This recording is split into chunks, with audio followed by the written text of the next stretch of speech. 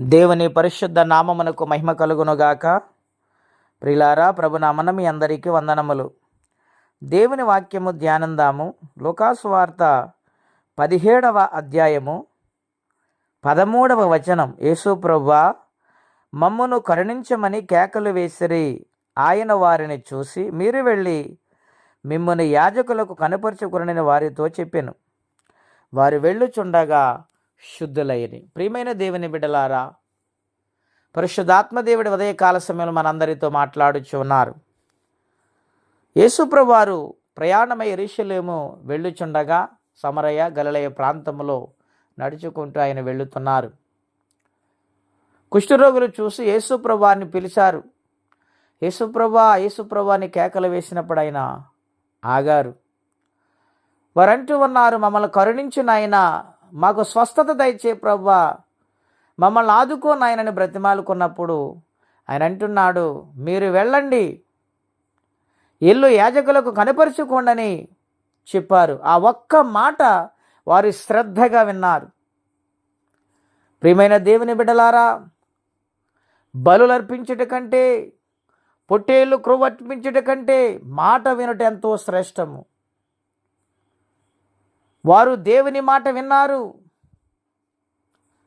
ఆ మాట ప్రకారం 10 మంది కుష్ఠరోగులు నడుచుకుంటూ వెళుతున్నప్పుడు ప్రయాణంలోని వారికి స్వస్థత వచ్చింది, శుద్ధులయ్యారు. అయితే 9 మంది వెళ్ళిపోయారు.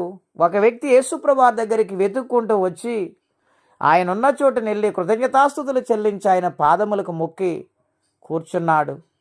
యేసుప్రభు వారు అంటూ ఉన్నాడు, 10 మంది శుద్ధులయ్యారు కదా, ఈ ఒక్కడే వచ్చాడు ఏమిటి, వీడు సమరయుడు అని యేసుప్రభు వారు మాట్లాడుచు ఉన్నారు.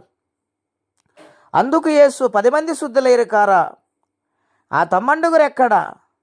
ఈ అన్యుడు తప్ప దేవుని మహిమపరుసు తిరిగి వచ్చిన వాడెవడును అగపడలేదా అని చెప్పి, నీవు లేచి పొమ్ము, నీ విశ్వాసము నేను స్వస్థపరిచినని వానితో చెప్పాను. ఎంత గొప్ప విశ్వాసము! 10 మందిలో ఆ ఒక్క వ్యక్తి కలిగి ఉన్నాడు. అందరికీ కార్యము జరిగింది, కానీ వారు కృతజ్ఞతాస్తుతులు చెల్లించలేదు. 10 మంది శుద్ధులయ్యారు, కానీ వారికి ఏమాత్రము కూడా కృతజ్ఞత భావము లేదు. కానీ ఒక్కడు విశ్వాసము తెద్దుకుంటూ వచ్చాడు, దేవుని కనుగొన్నాడు, ఆయన పాదాల పట్టుకుని కృతజ్ఞతాస్తుతులు చెల్లించాడు. దేవుని బిడ్డలారా, మన జీవితాల్లో కూడా దేవుడు చేసిన కార్యాలని ఎన్నడూ మర్చిపోకూడదు. ప్రతి నిత్యము కృతజ్ఞతాస్తుతులు చెల్లించేవారిగా మనం ఉండాలి. యెహోవాను స్తుతించుట మంచిది. నీ మంచి కార్యము నీ జీవితంలో ఉన్నదంటే దేవుని స్తుతించటము, కృతజ్ఞతాస్తుతులు చెల్లి ఆయన చేసిన మేలులు ఎన్నడూ మరిపోకూడదు. మనం బ్రతికున్నామంటే అది మేలే. కాబట్టి దేవుని సన్నిధానములో కృతజ్ఞత కలిగిందుముగాక. ప్రార్థన. పరిశుద్ధుడైన మా తండ్రి, ఘనమైన మీ నామం కొరకై వందనాలు. మీ మహాకృప దయను బట్టి ఈ ఉదయకాల సమయంలో మాతో మాట్లాడుతూ వచ్చారు.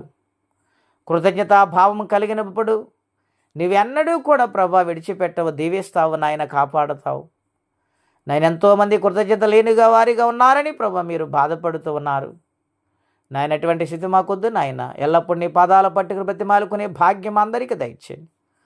ఎవరి సమస్యల్లో, కష్టంలో, బాధలు, ఇబ్బందులు ఉన్నారు వారికి సహాయం పంపించమని, ఈ దినము దీవెనకరంగా మార్చమని యేసుక్రీస్తు వారి పుణ్యనామలో ప్రార్థించి వేడుచున్నాము తండ్రి.